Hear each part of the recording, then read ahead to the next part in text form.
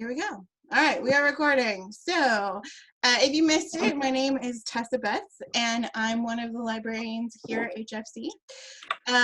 So I'm going to share my screen with you. One second, right here. So here's a few things that could be useful. I know at least one of you submitted an email question. I won't call you out, but I recognize your name. It was yesterday, I think. So there's different ways that you can get some help. Back in the pre-plague days, you could just come on into the library, and now you're gonna have to do it virtually. So we do have a live chat, so you can, as long as it's in live chat hours, there's a librarian on the computer like me right now, and you can ask questions and we can help you figure out what you're looking for or what you need.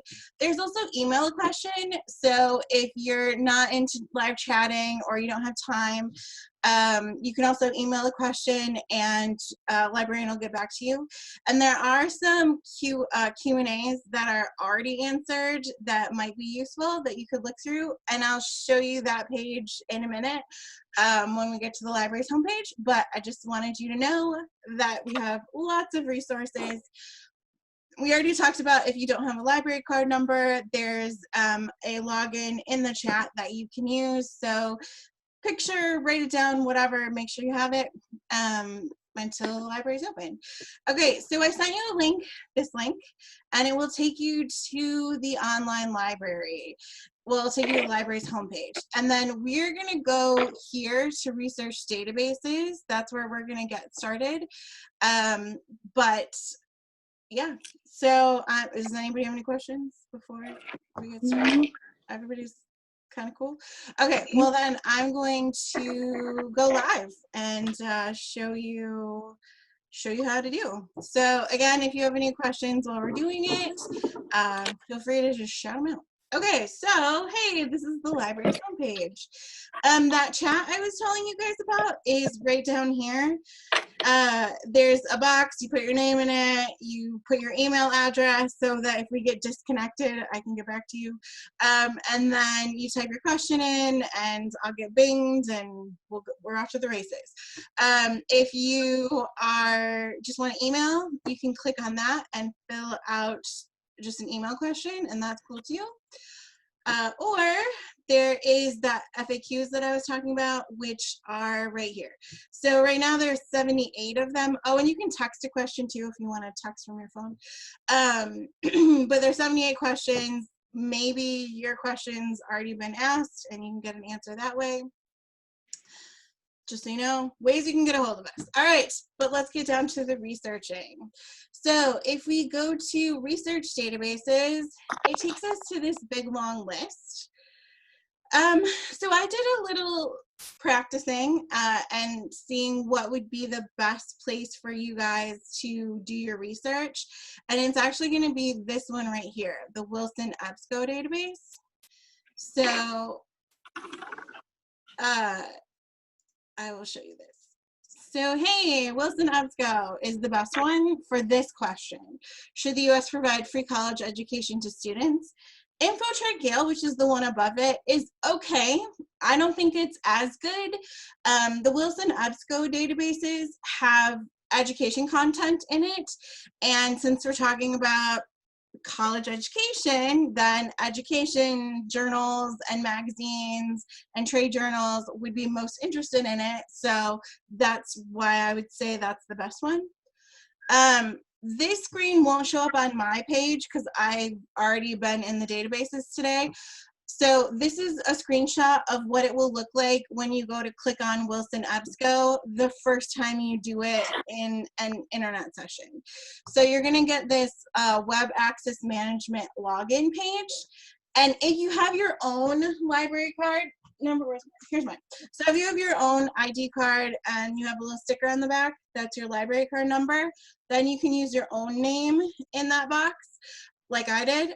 But if you don't, you can use that one in the chat box that I posted earlier today. So you type in either your name or the test record, and you type in the barcode, and you hit submit, and then you'll be in. You should only have to do it one time per session. So you know, you don't have to do it all the time. So you could do Wilson EBSCO and then try a different database, and it should be fine. When you get into Wilson EBSCO, we're going to select all of the databases and we're going to run a search. But I wanted to point out this little box right here that says search terms. So the databases, I like to say that the databases don't speak English. And what I mean by that is they don't understand questions like, should the U.S. Free college tuition, and they don't understand statements, and they don't understand like weird little words or nebulous kind of words. They do understand keywords. So keywords that will work are the phrase tuition-free college, or debt-free college, or even free college. So you'll notice that I put those in quotation marks. And the reason I did that is because it tells the computer that I want those words right smack next to each other in my result. So I don't want like something about tuition at a college, and there's also a free pizza night. Like, I don't care about that. I want tuition-free college. Another thing that you should know about the databases is the EBSCO databases are international, so there's going to be articles from all over the world, and so I suggest that you add United States to your search so that you limit it to people's conversation about the US and not like free college in Finland. Although it might be useful to see what another country that has free college is doing, but I might start with just focusing on the United States. So that's why I wanted you to see this slide, and then we're going to do it live. All right, so back to the research databases. All right, so on the research database page, I'm going to click Wilson EBSCO. Again, I already logged in, so I don't have to do it again. So you could, if you really, really wanted to, go through this gigantic list and check all the ones that you wanted, and then come back up here and click continue. I very rarely ever do that because I feel like it's a waste of time. So instead, I click on this little box up here that says select. And you'll notice when you do that, that all of them turn blue. So they all get checked, and then I can click continue. So what that does is, instead of just searching one database or, you know, the 5 that you clicked on, it's going to search all of them at the same time. In my opinion, that saves you some time. So I click continue, and it takes me to this page. Something that's really important, really, really, really important, is this little box right down here on the right-hand side that says full text. Very important. If you remember nothing else, try to remember this. So you want to make sure whatever database you're using, that full text is always checked. And the reason for that is these databases search a lot of different information, but we don't own access to everything.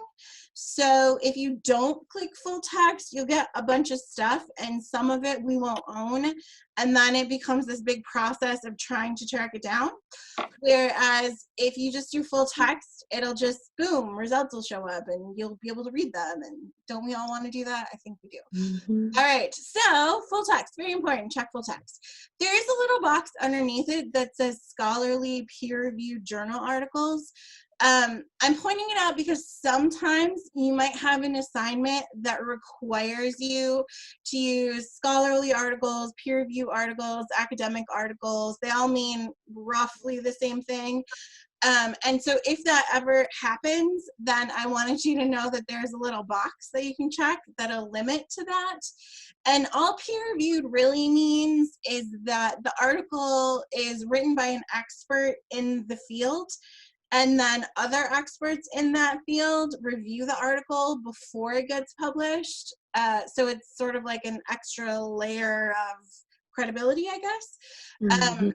Those articles tend to be like studies or original research, that kind of stuff. So if you ever need studies or original research, you might want to do peer-reviewed journals. Okay, so anyway, we're not going to worry about it right now, but I wanted you to know it is available. So back up here at the top, this is our search box. So remember how I said tuition-free college is a good phrase? So I'm going to actually type that in. And I can't talk and type, so I'm just going to type. Okay, you may notice that as you're typing, it'll try to autofill. I do not suggest that you use the autofill. The autofill is not necessarily the correct search or even necessarily a good search. Sometimes it's just random crap that people have typed in at some point that other people have clicked on. So I suggest that you just stick with the search you were going to do. So I'm going to do tuition-free college. Remember, I'm doing it in quotation marks because I want it as a phrase, tuition-free college.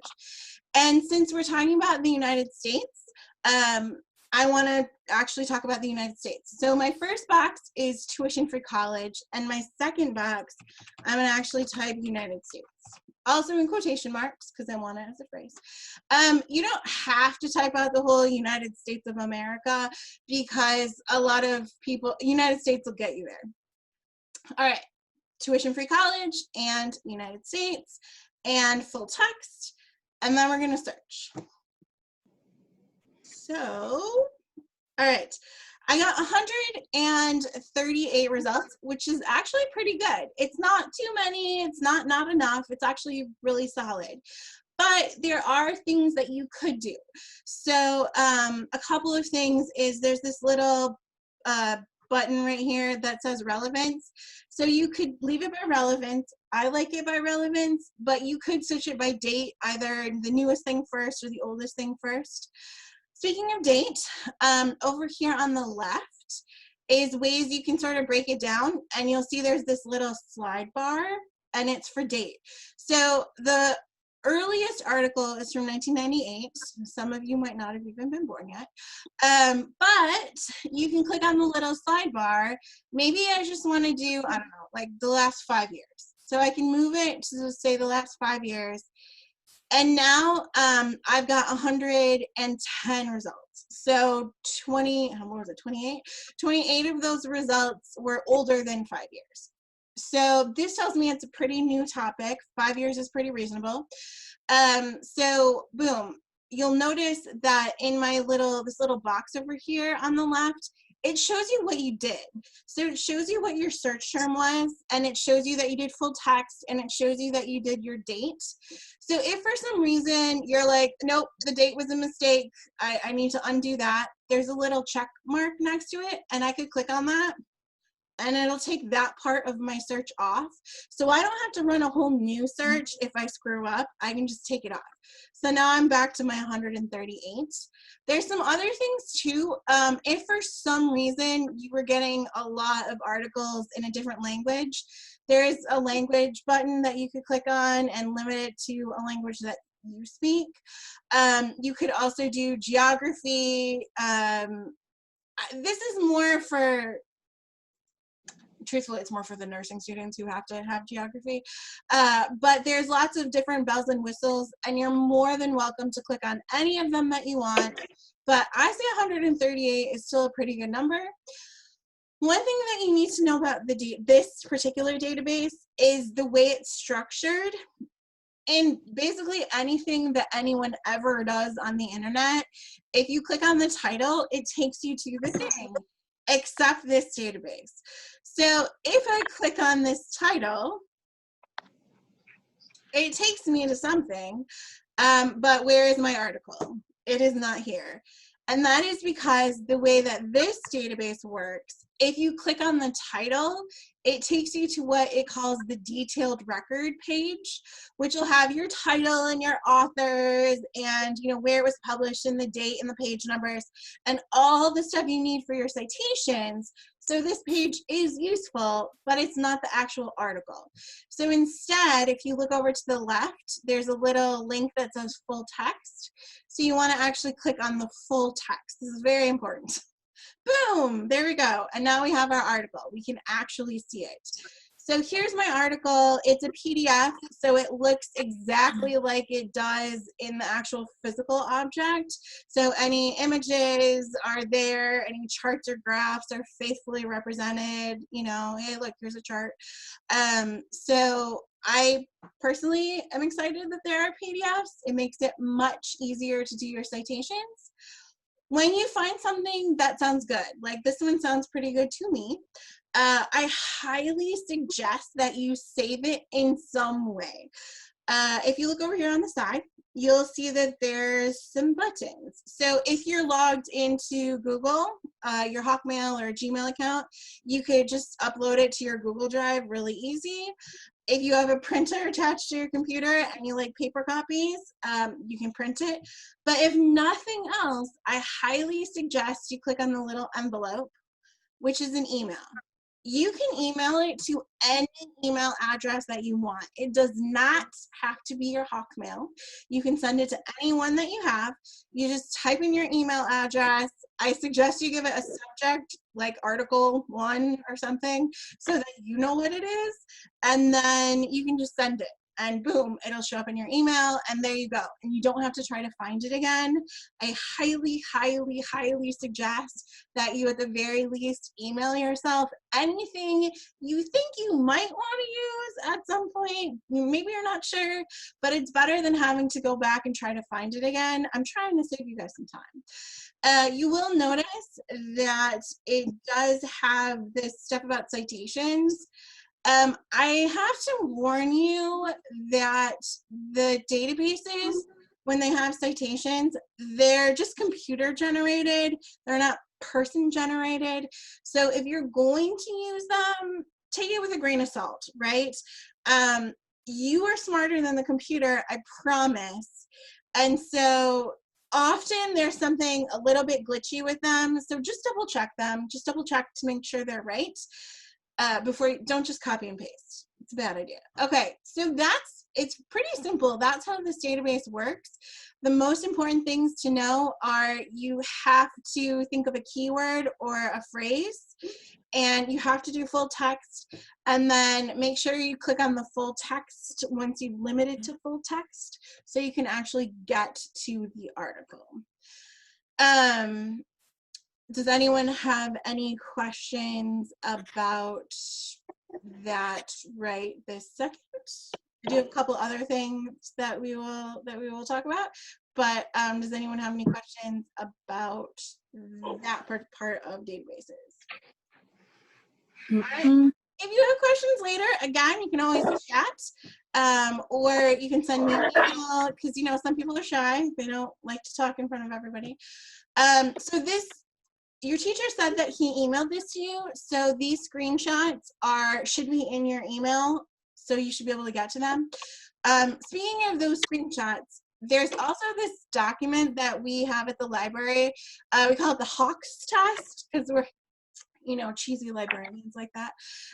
And this is just a way that you can go through your information to make sure that it's good and credible. For the most part, the things you're going to find in the databases are going to be good, credible information.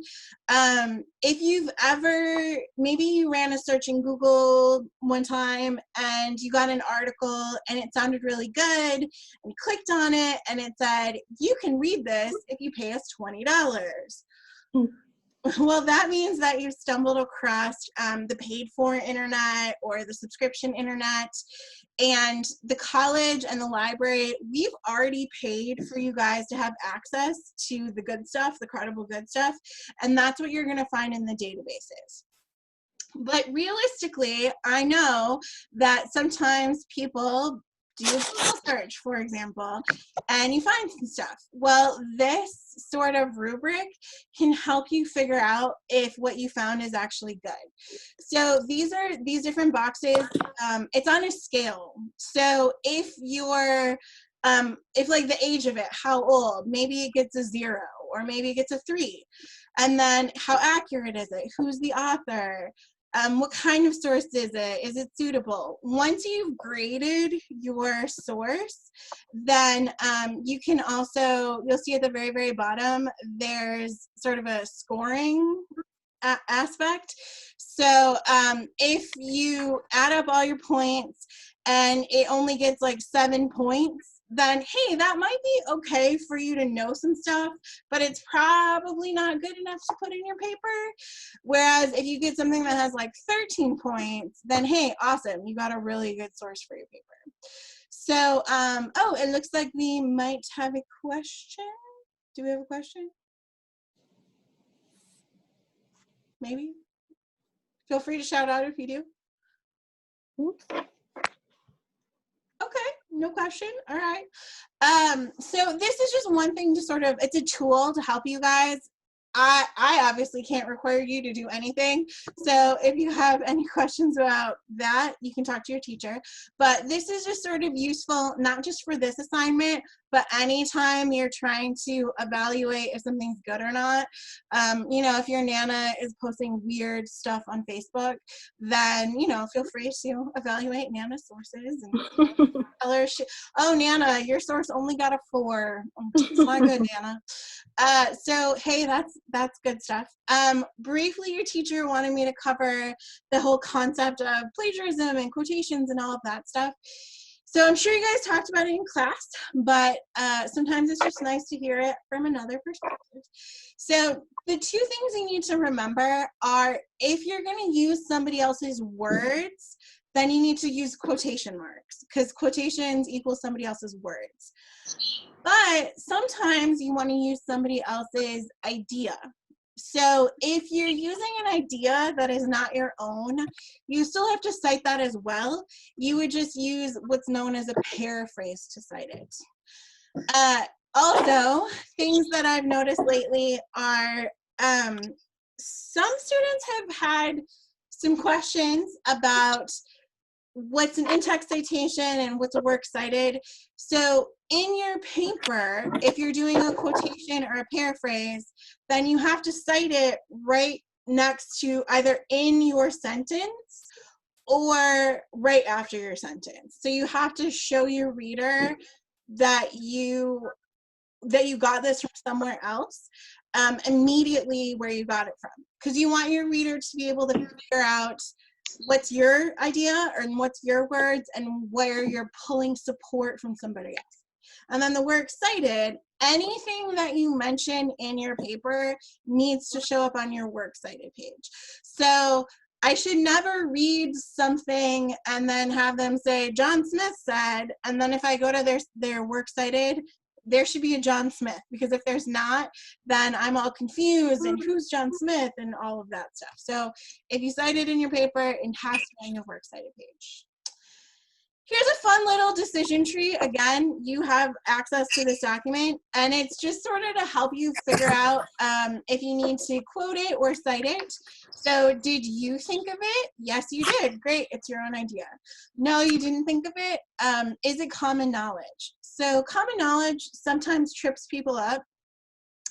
Common knowledge is things that are, most everyone can agree it's a fact. So you could say something like, college tuition in the United States is very expensive.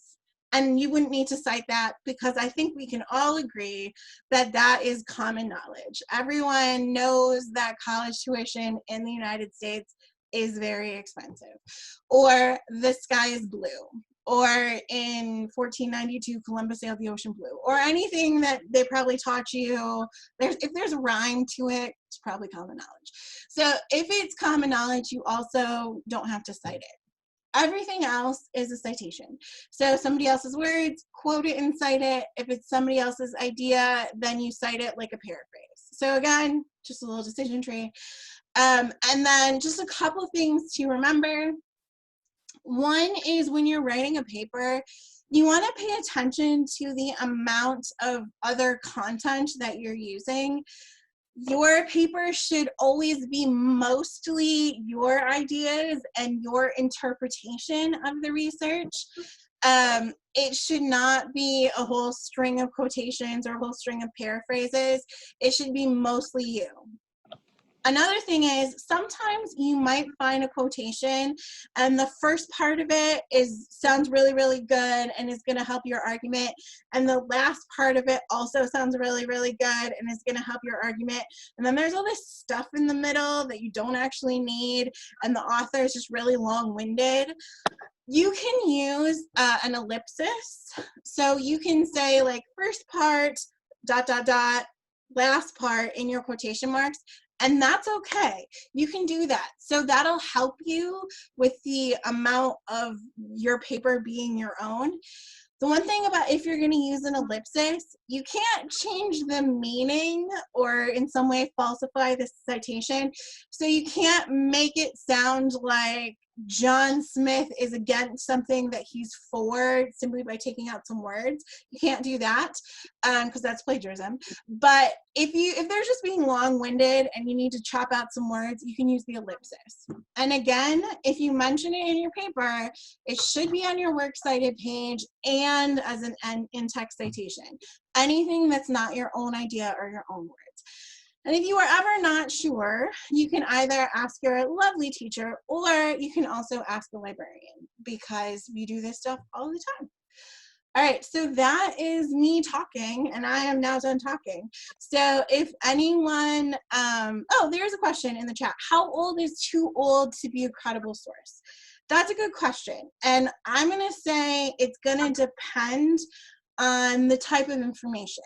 So for example, if you were researching history, and while sometimes there are new discoveries, maybe there's an archaeological dig and they learned something, or maybe, you know, some letters are discovered, then history might change a little bit. But for the most part, the Titanic still sank in 1912. It just did, and it hit an iceberg, and that's a thing that happened. So if you're talking about a history topic, history doesn't really have like a end date. But if you were talking about something maybe medical, so we live in plague world, right? And they're coming out with new information about this virus every day. So if you were talking about the virus, then something from last week could be too old now. So it's really, the age is really dependent on the type of information that you're looking for. If you're doing something like college tuition, then I would say, you know, 5 years, 10 years, somewhere in there is probably fine. Because academia kind of travels at a snail's pace.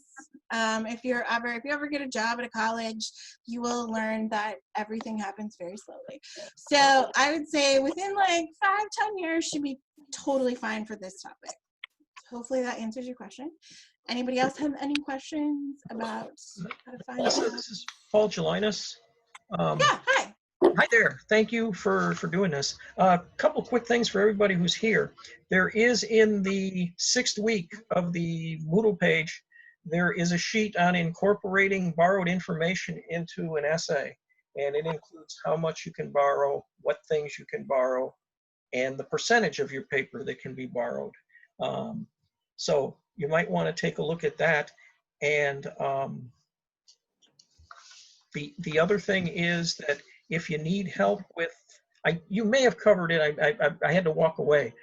So if you did, I apologize. If you need help with making up your works cited page, if you go to the library webpage and you go to, I believe it's, Tessa, you would know this better than I am, the citation generators. They're on the, I'll send you all a link to it. But there are several citations, they generate works cited page, I'm sorry. So you just made me think of a thing, and Chelsea Lanzio will be very upset if I don't plug it. Hey, we also have a writing center at the library. Not the library. I mean, they live in the library, but at HFC. And the writing center is staffed by English faculty, and they're even doing it remotely. So if you have any writing issues or you get stuck, they're awesome, and you can totally get in touch with the writing center. In fact, I will find their link for you right now. so that you guys can also do that too. So the library has resources, but HFC has resources too. So it's not just the library. All right, hold on, let me find Writing Center. Writing Center Online. All right, so I'm going to put their link in the chat as well. So feel free to, I don't know, jot it down, take a picture, whatever. So it's hfc.mywconline.net. So that is how you can get to the Writing Center. They're awesome. They're super helpful, and they can even help you online. Okay, didn't mean to interrupt you, Paul. I just did not want to forget to mention that. No, you didn't interrupt me. I was pretty much done. I'm actually looking for that, the page with the citation generators on it.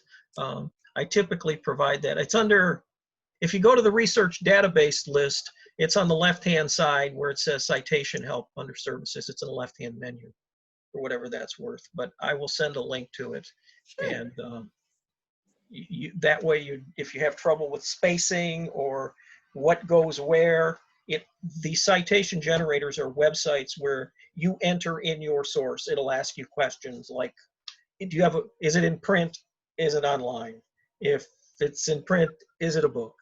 How many authors does it have? And you simply answer the questions, put in the information, and then it'll create a works cited citation for that, or a works cited entry rather, for that particular source.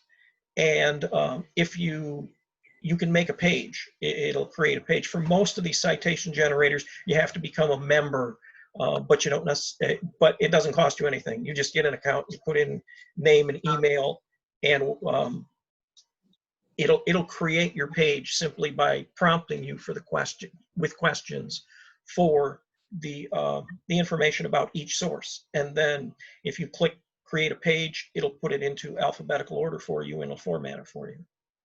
So, I'm sorry. No, that's totally cool. I'm sorry. And again, I don't know, you may have talked about it when I stepped out. So I did not. I just mentioned that the ones in the databases, you always have to double check because they're not made by a person, like someone didn't write them. So yeah, if you guys have any questions about anything, clearly Paul is an excellent resource. You can ask a librarian, you can talk to the Writing Center. Everybody wants you guys to do well, and so we want to help you, whatever it takes. So let us help you. Okay, if nobody else has any questions, then I'm gonna be done. I can actually, hold on, I'm gonna stop recording.